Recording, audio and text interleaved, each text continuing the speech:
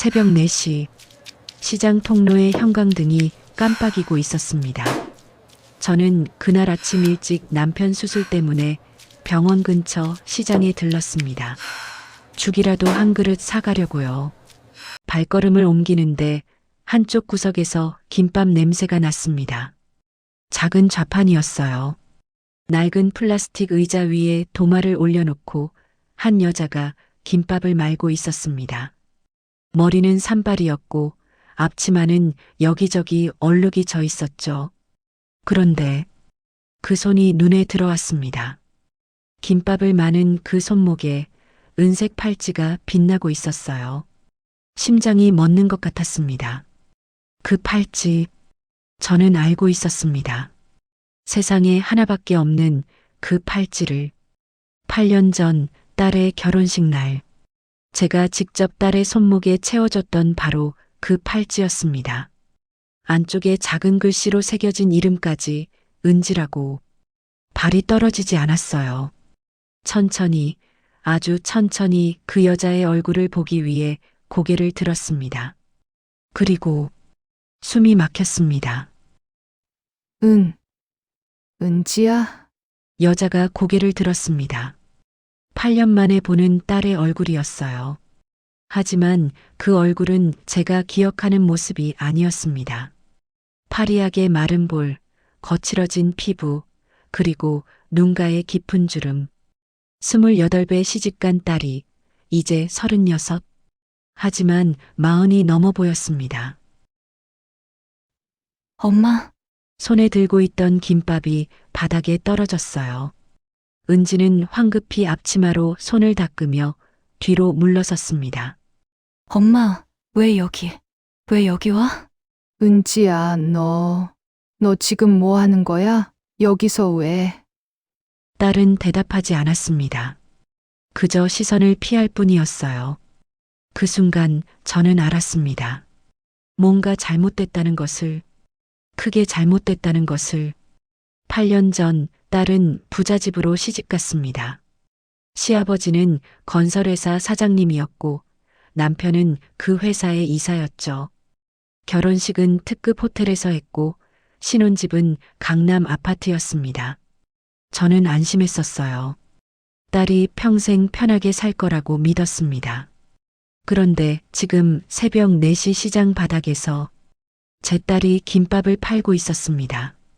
부잣집 며느리가 된 줄 알았습니다. 행복하게 잘 살고 있을 거라고 믿었습니다. 하지만 그건 착각이었어요. 제가 몰랐던 8년, 도대체 무슨 일이 있었던 걸까요? 8년 전으로 돌아갑니다. 2016년 봄 딸 은지의 결혼식 날이었어요. 특급 호텔 그랜드 볼룸. 천장에 매달린 크리스탈 샹들리에가 눈부시게 빛나고 있었습니다. 저는 구석자리에 앉아 딸을 바라봤어요. 순백의 웨딩드레스를 입은 은지. 그 모습이 너무 아름다워서 눈물이 났습니다. 우리 은지, 진짜 공주 같지 않아? 그러게. 부잣집 시집 가더니 완전 다르네. 축하해. 신랑은 잘생겼고 키도 컸습니다. 건설회사 이사라고 했죠. 명함에 전무이사라고 적혀 있었어요.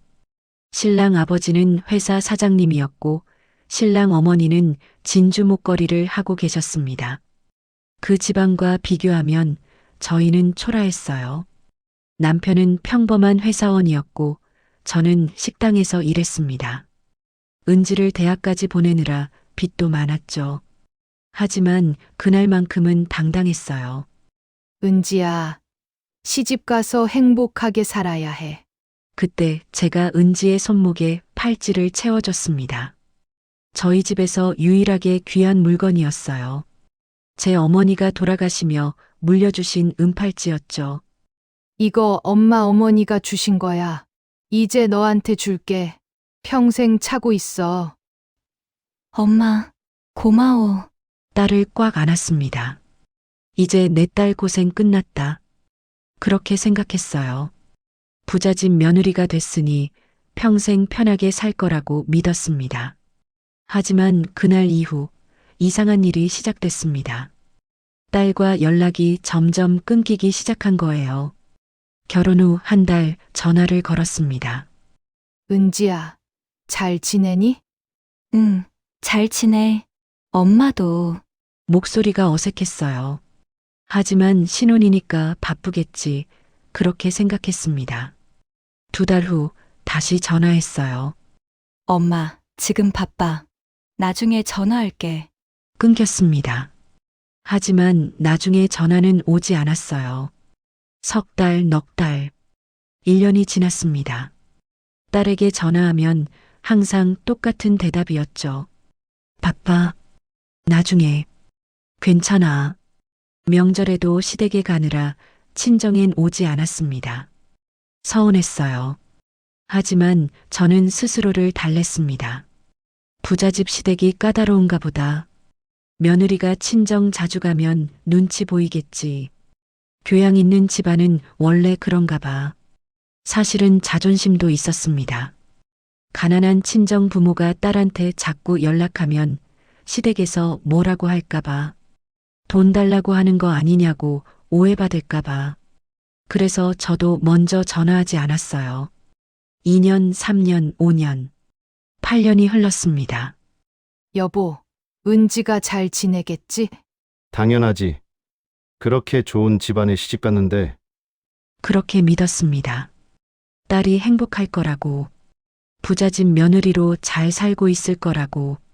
하지만 그건 제 착각이었습니다. 8년 만에 새벽 시장 바닥에서 딸을 다시 만날 줄은 몰랐습니다. 그로부터 3년 후였습니다. 어느 날 동네 슈퍼에서 장을 보고 있었어요. 그때 뒤에서 수군거리는 소리가 들렸습니다. 저기 김 여사 아니야? 딸이 그 집에서 쫓겨났다던데. 진짜 부잣집 시집 간 거 아니었어? 그게 시아버지 회사가 망했대. 그래서 며느리를 내보냈다던데. 손에 들고 있던 당근이 바닥에 떨어졌어요. 천천히 뒤를 돌아봤습니다. 지금 무슨 소리 하시는 거예요? 아줌마들이 깜짝 놀라 입을 다물었습니다. 아, 그게 저도 들은 얘기라. 말도 안 되는 소리 하지 마세요. 우리 은지 잘 살고 있어요. 슈퍼를 뛰쳐나왔습니다. 가슴이 두근거렸어요. 손이 떨렸죠. 말도 안 돼. 거짓말이야. 하지만 마음 한구석이 불안했습니다. 집에 돌아오자마자 은지에게 전화를 걸었습니다. 1번, 2번, 3번. 받지 않았어요. 은지야, 엄마야. 전화 좀 받아봐. 응, 문자를 보냈습니다. 은지야. 엄마 걱정돼서 그래. 잘 지내는 거 맞지? 답장은 오지 않았어요. 일주일이 지났습니다. 한 달이 지났습니다. 여전히 연락이 없었죠. 남편에게 말했어요. 여보, 은지한테 뭔 일 생긴 거 아닐까? 무슨 일이 있겠어. 바쁘니까 연락 못 하는 거지. 근데 동네에서 소문이. 그런 소문 믿지 마. 시기하는 사람들이 지어낸 거야. 우리 사위가 그렇게 좋은 사람인데 남편 말이 맞았어요. 저도 그렇게 믿고 싶었습니다. 잘 사니까 바쁜 거야. 친정 신경 쓸 여유가 없는 거야. 스스로를 달랬습니다. 하지만 마음은 계속 불안했어요. 그래서 매년 은지 생일이 되면 편지를 썼습니다. 손편지였어요. 용돈 봉투도 함께 넣었죠. 은지야, 생일 축하해. 엄마는 내가 행복하면 그걸로 충분해. 건강하게 잘 지내. 시댁에서 며느리 노릇 힘들지? 엄마는 항상 내 편이야. 사랑한다. 편지 봉투에 10만 원을 넣었습니다. 많은 돈은 아니었지만 제가 드릴 수 있는 전부였어요. 택배로 보냈습니다. 강남 아파트 주소로 1년, 2년, 3년. 매년 생일마다 편지를 보냈습니다. 하지만 답장은 한 번도 오지 않았어요. 받긴 받았겠지? 잘 받았겠지. 확인할 방법이 없었습니다. 전화도 받지 않고 문자도 답이 없으니까요. 그저 믿는 수밖에 없었어요. 딸이 받았을 거라고, 잘 지내고 있을 거라고. 어느 날 밤 남편이 잠든 후에 혼자 앉아 있었습니다. 은지 어렸을 때 사진을 꺼내 봤어요. 초등학교 입학식 날 사진, 중학교 졸업식 날 사진, 대학교 학위복 입은 사진, 그리고 마지막 결혼식 사진. 그 웃는 얼굴을 보며 생각했습니다. 지금도 저렇게 웃고 있겠지? 행복하게 잘 살고 있겠지? 하지만 마음 깊은 곳에서는 알고 있었어요. 뭔가 잘못됐다는 것을, 딸이 힘들어하고 있다는 것을. 그런데도 저는 외면했습니다. 확인하기가 무서웠거든요. 만약 정말로 딸이 쫓겨났다면, 만약 딸이 힘들게 살고 있다면, 그 사실을 마주하기가 두려웠습니다. 은지야, 엄마가 미안해. 용기가 없어서. 그렇게 또 2년이 흘렀습니다. 저는 계속 편지를 보냈고 딸은 계속 답하지 않았어요. 그리고 그날 새벽 시장에서 진실과 마주하게 됐습니다. 그해 겨울이었습니다. 은지의 36번째 생일이 다가왔어요. 저는 다른 해와 마찬가지로 편지를 썼습니다. 용돈 봉투도 준비했죠. 은지야, 올해도 생일 축하해. 엄마는 언제나 내 생각을 하며 살아. 편지를 봉투에 넣고 강남 아파트 주소를 적었습니다. 우체국에 가서 등기로 보냈어요. 이번엔 답장이 올까? 기대는 하지 않았지만 마음 한구석에서는 바랐습니다. 일주일이 지났습니다. 어느 날 오후 우편함을 열었어요. 그런데 낯익은 봉투가 하나 들어 있었습니다. 제가 보낸 그 등기 편지였어요. 손이 떨렸습니다. 봉투에 빨간 도장이 찍혀 있었죠. 수취인 불명, 해당 주소에 거주하지 않음. 뭐야? 이게 무슨... 다리에 힘이 풀렸어요. 현관 바닥에 주저앉았습니다. 편지를 꽉 쥐고 있었지만 손은 계속 떨렸죠. 해당 주소에 거주하지 않음. 딸이 그 집에 없다는 뜻이었습니다. 그날 밤 잠을 이룰 수 없었어요. 천장만 바라보며 누워 있었습니다.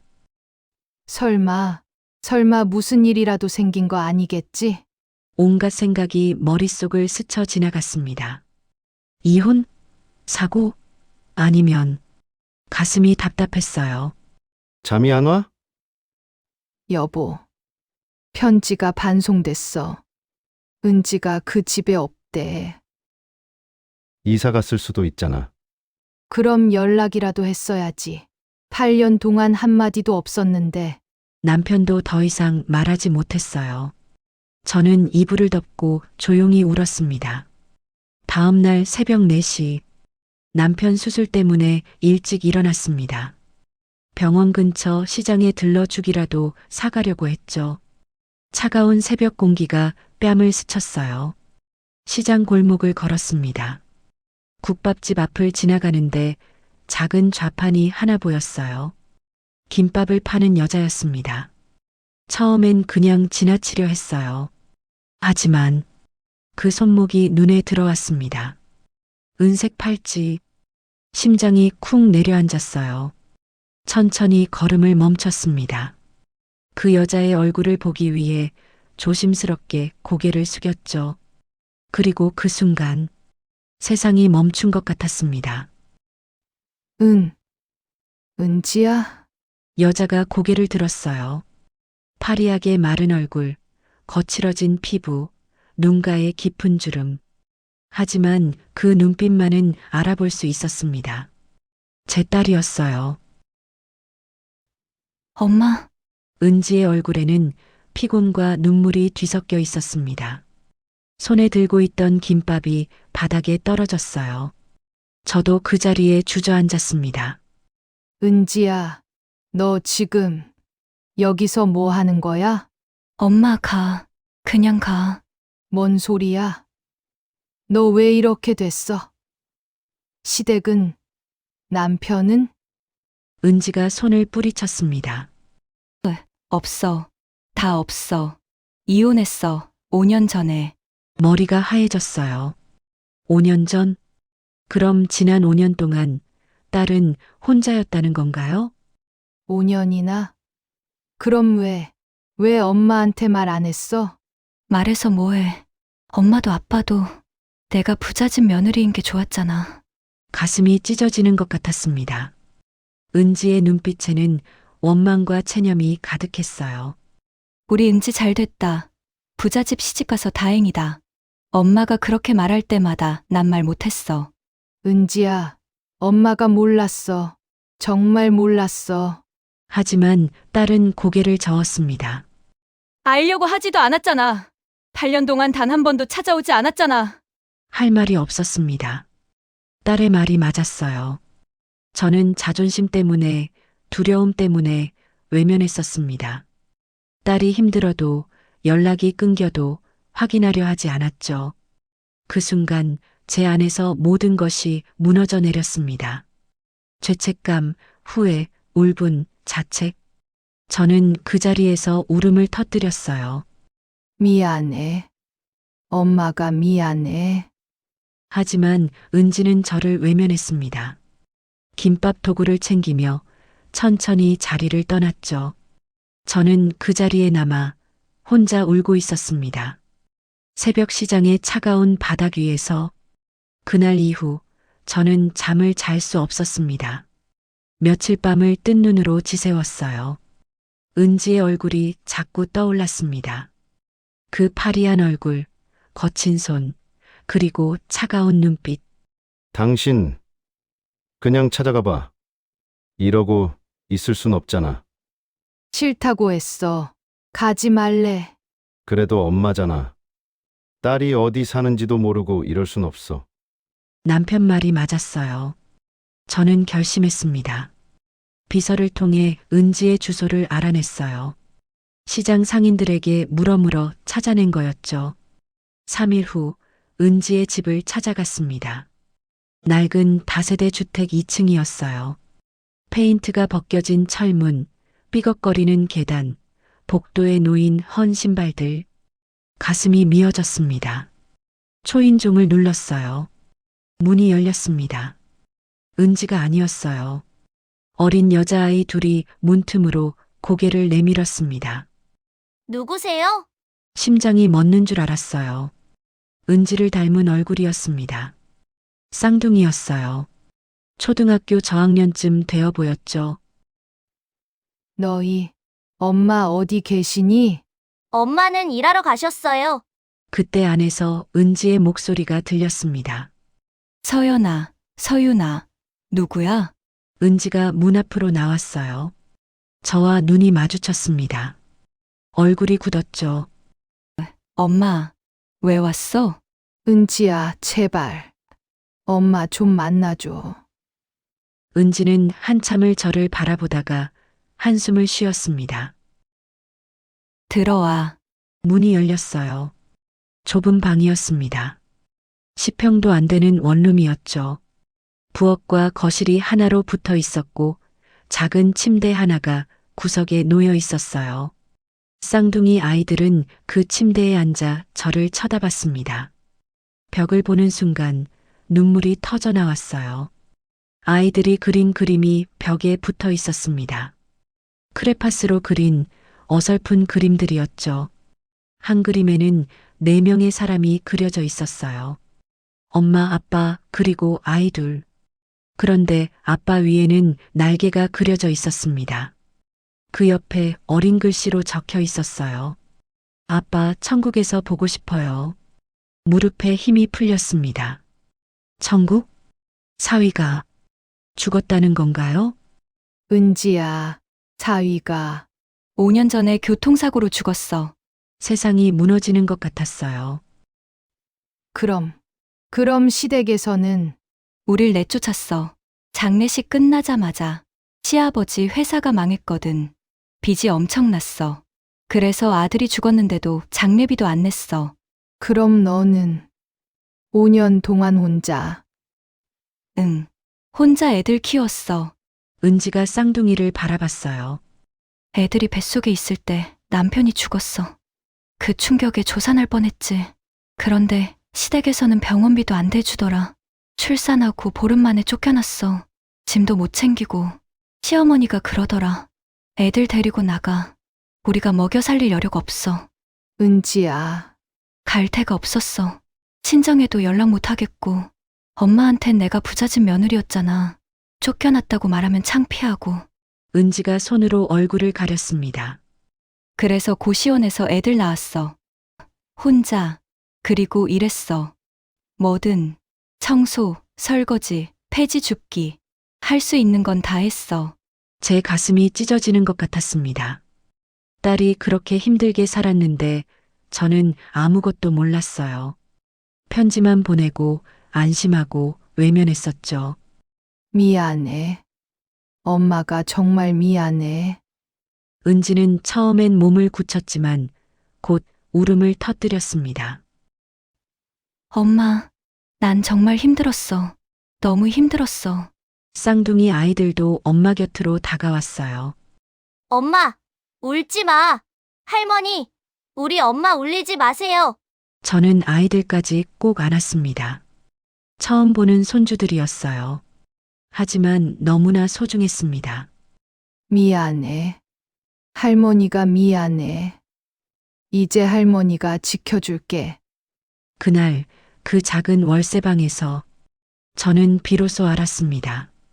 딸이 얼마나 힘들었는지를, 손주들이 얼마나 고생했는지를, 그리고 제가 얼마나 무책임한 엄마였는지를. 벽에 붙은 아이들 그림이 눈에 들어왔어요. 엄마 힘내세요. 우리가 있어요. 할아버지, 할머니 보고 싶어요.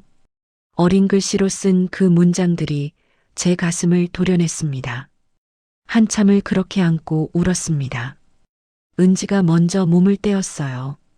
눈물을 닦으며 부엌 쪽으로 걸어갔습니다. 물이라도 한 잔 드릴게요.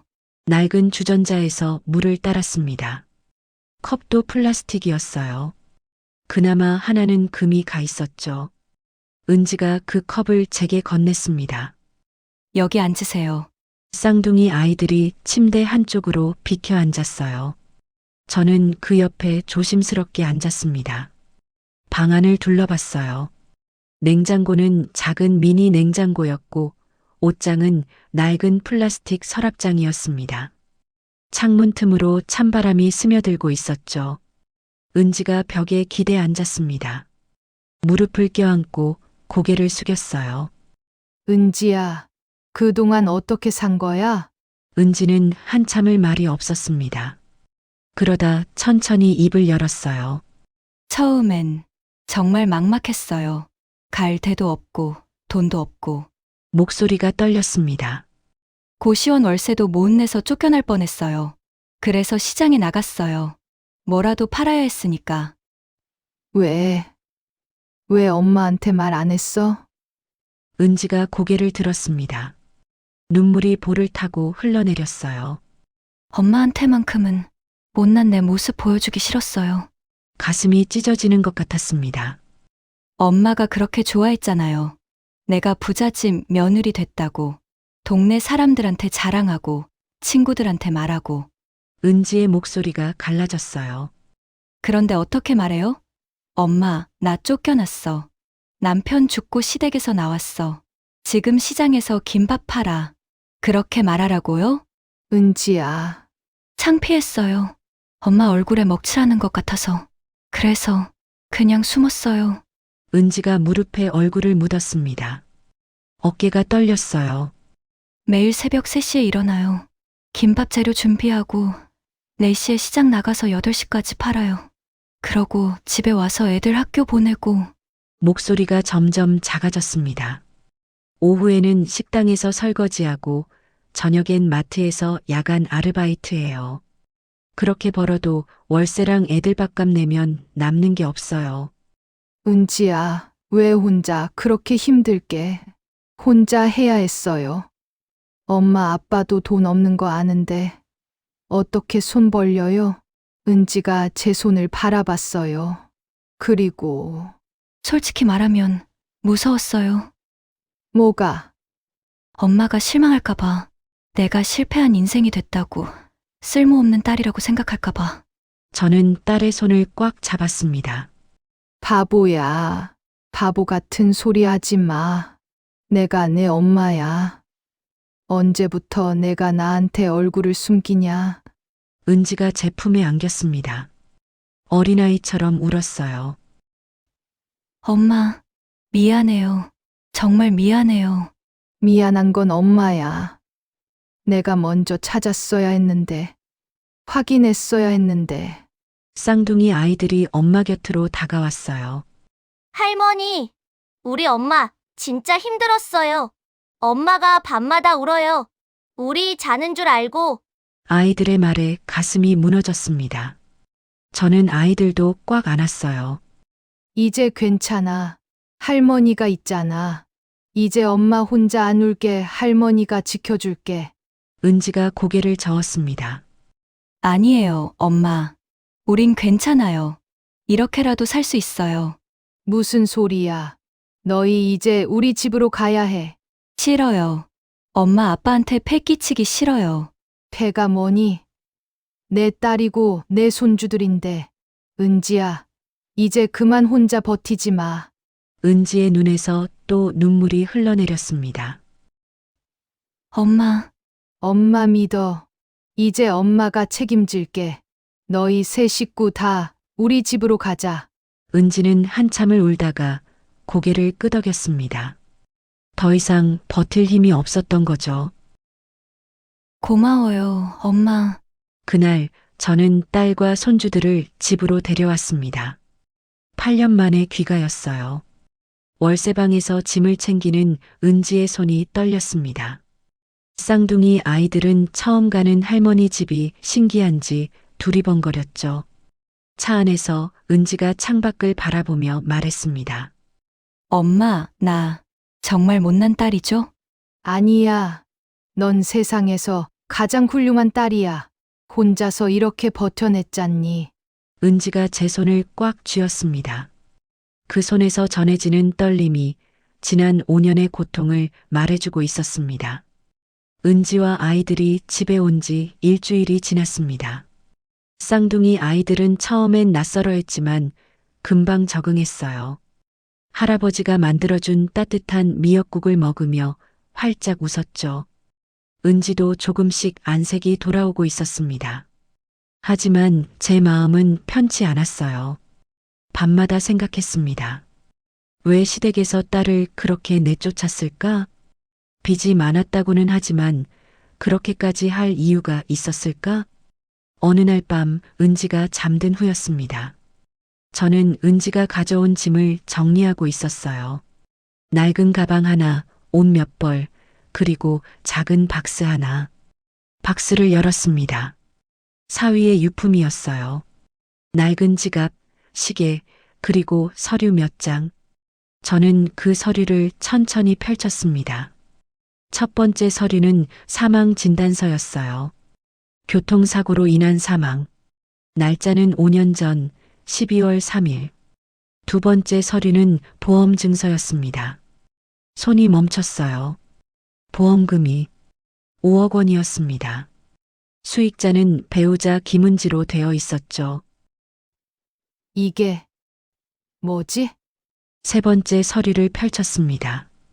법무법인 로고가 찍혀 있었어요. 상속 포기 각서, 은지의 서명이 있었습니다. 내용을 읽는 순간 온몸에 소름이 돋았어요. 본인 김은지는 고 배준혁의 사망에 따른 일체의 상속 재산 및 보험금 청구권을 포기하며 날짜는 사위가 죽은 지 일주일 후였습니다. 손이 떨렸어요. 은지가 말했던 게 떠올랐습니다. 시댁에서 장례비도 안 냈어요.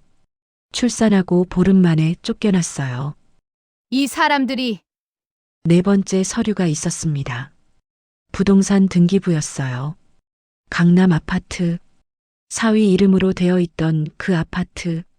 등기일자는 사위 사망 한 달 후였습니다. 소유주가 시아버지로 바뀌어 있었죠. 모든 퍼즐이 맞춰졌습니다. 시댁은 빚이 많다고 거짓말을 했어요. 사실은 사위가 남긴 보험금과 아파트가 있었던 겁니다. 하지만 그들은 며느리를 내쫓고 모든 재산을 가져갔죠. 출산을 앞둔 며느리에게 상속 포기 각서를 쓰게 하고 갓 출산한 며느리를 집에서 쫓아냈던 겁니다. 손주들조차 외면하며 어떻게 이럴 수가. 다음 날 아침 저는 그 서류들을 들고 집을 나섰습니다. 은지에게는 말하지 않았어요. 혼자 해야 할 일이었으니까. 시댁 집 앞에 섰습니다. 5년 전 은지가 결혼식 전에 방문했던 그 집. 높은 담장, 넓은 정원, 2층 양옥집. 초인종을 눌렀어요. 문이 열렸습니다. 시어머니가 나왔어요. 5년 전보다 늙어 보였지만 여전히 차가운 표정이었습니다. 누구세요? 저 김은지 어머니입니다. 시어머니의 얼굴이 굳었어요. 무슨 일로? 이거 보시죠. 보험 증서와 상속 포기 각서를 내밀었습니다. 시어머니의 손이 떨렸어요. 5억짜리 보험금이 있었더군요. 아파트도 있었고요. 그건 빚을 갚느라. 거짓말하지 마세요. 빚은 없었어요. 회사는 망했지만 당신들은 개인 재산을 따로 빼놨잖아요. 시어머니가 입을 다물었습니다. 제 딸이 출산하고 보름 만에 쫓겨났어요. 갈 곳도 없이, 돈도 없이. 그건 어쩔 수 없었어요. 우리도 사정이. 무슨 사정이요? 쌍둥이를 뱃속에 안고 있던 며느리를 내쫓을 사정이 뭐가 있어요? 시어머니가 움찔했습니다. 제 딸이 5년 동안 새벽 시장에서 김밥을 팔았어요. 애들 손잡고 폐지를 주었어요. 목소리가 갈라졌어요. 당신들이 버린 건 재산이 아니에요. 제 가족이었어요. 제 딸이고 제 손주들이었어요. 시어머니는 아무 말도 하지 못했습니다. 그저 고개를 떨구고 서 있을 뿐이었죠. 경찰에 고소할 수도 있어요. 사기로, 횡령으로. 하지만 안 할 겁니다. 시어머니가 고개를 들었어요. 제 딸은 이미 충분히 아팠어요. 더 이상 당신들 때문에 상처받게 하고 싶지 않아요. 저는 돌아섰습니다. 한 가지만 기억하세요. 당신들이 버린 그 아이들이 당신들보다 훨씬 행복하게 살 겁니다. 시어머니의 얼굴이 창백해졌어요. 저는 더 이상 말하지 않고 걸어 나왔습니다. 복수는 필요 없었습니다. 딸과 손주들이 행복하면 그것으로 충분했으니까요. 집으로 돌아오는 길, 은지가 현관 앞에서 기다리고 있었어요. 엄마, 어디 갔다 와? 아무 데도 안 갔어. 그냥 산책하고 왔어. 은지는 고개를 갸웃했지만 더 묻지 않았습니다. 저는 딸의 손을 꽉 잡았어요. 이제 과거는 중요하지 않았습니다. 앞으로가 중요했으니까요. 6개월이 흘렀습니다. 계절은 어느새 봄이 되어 있었어요. 따뜻한 햇살이 거리를 비추고 벚꽃이 흩날리기 시작했죠. 그날 아침 저와 은지는 함께 시장으로 나갔습니다. 하지만 이번엔 달랐어요. 좌판이 아니었습니다. 시장 입구 작지만 깨끗한 가게 하나가 문을 열었어요. 간판이 새로 달려 있었습니다. 엄마와 딸 김밥. 파란색 글씨로 쓴 따뜻한 간판이었죠. 엄마, 진짜 예쁘다. 그래. 우리 둘이 함께 하는 가게야. 은지의 눈에 눈물이 고였어요. 하지만 이번엔 슬픈 눈물이 아니었습니다. 행복한 눈물이었죠. 가게 안은 깨끗했어요. 작은 테이블 4개, 깨끗한 주방, 그리고 벽에 걸린 아이들 그림. 서연이와 서윤이가 그린 그림이었습니다. 그림 속에는 4명이 그려져 있었어요. 할머니, 엄마, 그리고 쌍둥이. 모두 손을 잡고 웃고 있었죠. 그 위에 어린 글씨로 적혀 있었습니다. 우리 가족 사랑해요. 오전 7시 문을 열었습니다. 손님들이 하나둘 들어오기 시작했어요. 여기 새로 열었어요. 김밥 2줄 주세요. 네, 금방 싸드릴게요. 은지의 얼굴은 6개월 전과 달랐습니다. 생기가 돌아왔고 미소가 있었어요. 저는 옆에서 재료를 준비하며 딸의 그 모습을 바라봤습니다. 점심시간이 되자 예상치 못한 손님들이 찾아왔어요. 서연이와 서윤이었습니다. 할아버지 손을 잡고 뛰어왔죠. 엄마, 할머니, 우와, 진짜 가게다. 학교 끝나고 데려왔어. 엄마가 만든 김밥 먹고 싶다며. 은지가 아이들을 끌어안았어요. 그래, 엄마가 맛있는 거 많이 싸줄게. 아이들은 가게 안 테이블에 앉았습니다. 할아버지가 옆에 앉아 아이들 머리를 쓰다듬었어요. 저는 김밥을 썰어서 아이들 앞에 놓았습니다. 자, 할머니표 김밥이야. 많이 먹어. 맛있어요. 그 모습을 보며 저는 깨달았습니다. 8년 전 딸이 화려한 결혼식장에 섰을 때 저는 딸이 행복할 거라고 믿었어요. 부잣집 며느리가 됐으니까. 하지만 진짜 행복은 그게 아니었습니다. 큰 집도 많은 돈도 딸을 행복하게 만들지 못했어요. 오히려 딸을 외롭게 만들었죠. 지금 이 작은 가게에서 김밥을 말고 손님을 맞이하며 가족과 함께 웃는 이 순간이 진짜 행복이었습니다. 엄마, 고마워. 뭐가? 날 포기하지 않아서. 끝까지 찾아와 줘서. 저는 딸을 꼭 안았어요. 바보야. 넌 내 딸인데 어떻게 포기해? 그날 저녁 문을 닫고 5 식구가 함께 앉아 저녁을 먹었습니다. 작은 테이블이었지만 따뜻했어요. 쌍둥이 아이들이 깔깔거리며 웃었고 남편은 그 모습을 흐뭇하게 바라봤죠. 은지는 제 옆에 앉아 조용히 말했습니다. 엄마, 나 이제 행복해. 나도 그래. 우리 모두. 창밖으로 벚꽃이 흩날렸습니다. 하얀 꽃잎이 따뜻한 봄바람에 실려 하늘로 날아갔어요. 저는 그 꽃잎을 바라보며 생각했습니다. 이제야 알았습니다. 진짜 부자는 가진 게 아니라 함께 있는 사람이란 걸요. 큰 집도 많은 돈도 아닌 이렇게 손잡고 웃을 수 있는 가족이 있다는 것. 그것이 진짜 행복이란 걸요. 엄마와 딸 김밥. 우리의 작은 가게는 오늘도 따뜻한 햇살을 받으며 문을 엽니다. 그리고 그 안에서 우리 가족은 함께 웃으며 살아갑니다. 행복하게. 오늘 이야기 어떠셨나요? 때론 우리가 생각하는 행복이 진짜 행복이 아닐 때가 있습니다. 하지만 늦었다고 생각할 때가 가장 빠를 때라고 하잖아요. 지금이라도 소중한 사람에게 손 내밀어 보세요. 여러분의 가족은 안녕하신가요? 오늘도 이 이야기에 머물러 주셔서 감사합니다. 구독과 좋아요로 응원해 주시면 더 좋은 이야기로 찾아뵙겠습니다. 여러분, 늘 행복하세요.